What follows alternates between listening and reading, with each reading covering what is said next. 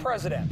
Gadsden police investigate a body found at Nakalula Falls. A local babysitter talks about being trapped in an Irondale home after a tree fell. And no severe weather tonight, but I'm tracking hotter weather for the weekend. Live from WIAT 42 News with coverage you can count on. Here's what's happening right now. We begin with breaking news out of Tuscaloosa tonight. One person has been airlifted to UAB Hospital following a two-car crash. Good evening, I'm Lee Garner. I'm Michael Loder. It happened just before 7 on Highway 43 near the Tuscaloosa-Fayette County line. Now this is in the New Lexington community. The head-on collision involved a pickup truck and an SUV.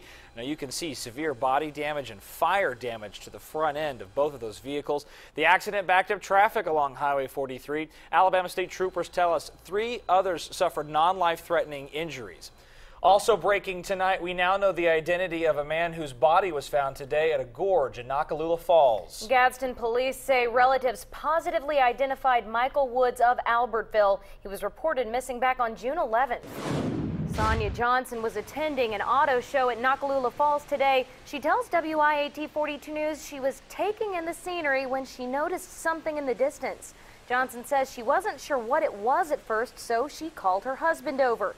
He confirmed it was a body and they called police. It just kind of seemed unbelievable to me that that would be true, that that would be a body down there. And everybody else was just going on with walking around, and I'm just thinking to myself, is this a body? Courtney Walker, the director of Gadsden Parks and Recreation, tells us at this time they're unsure if Woods fell from the top of the falls. The cause of death is still under investigation.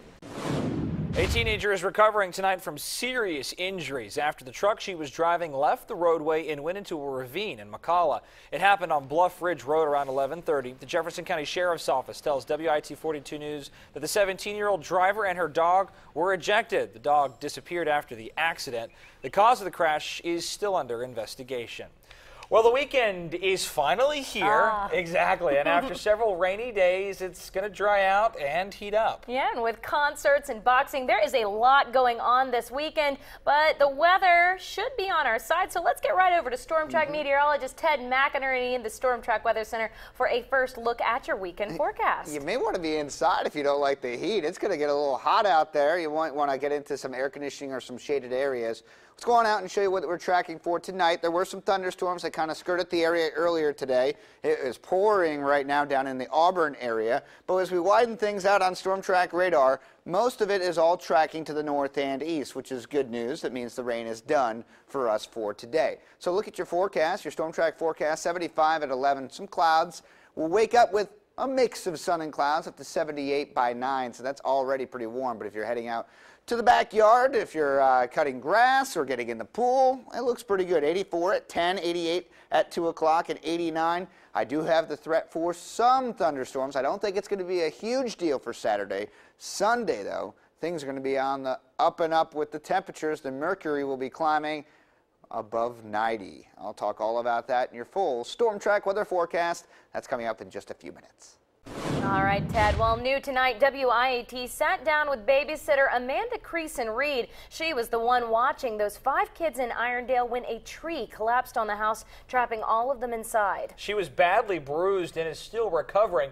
WIAT 42 News reporter Alex Finney spoke with her today in an exclusive interview. Alex? Well, Amanda hopes to be back to work on Friday. Now, she did not want me to show her bruises on camera because they really are hard to look at. This would be the front bedroom where we all were. As we walked. So we were about halfway through the yard. She reflected on that night. And my chin was so far down to my chest. It made it feel like I was slowly just losing oxygen. The final minutes that resulted in a very different outcome than she expected. I did feel like I was going to come out of it. But she did make it, and now she's recovering. But everything is looking pretty well, but with the soft tissue damage, it's going to be a little while before I can spend a lot of time on my feet. Her daughter, 3-year-old Lucy Reed, is also recovering from a bruised shoulder blade, scratches, and bumps. My daughter is doing well. She had a visit today with her pediatrician. And to compound even more tragedy, 3 of the kids she was watching just lost their mother last year. One of them, a 10-year-old, made this phone call to police on the night of the accident. A house, there was a big thunder shake, and the house just collapsed on us in a lightning storm. They're very strong, resilient children, and I hate that they had an additional trauma, but I know that they're going to make it through it just fine.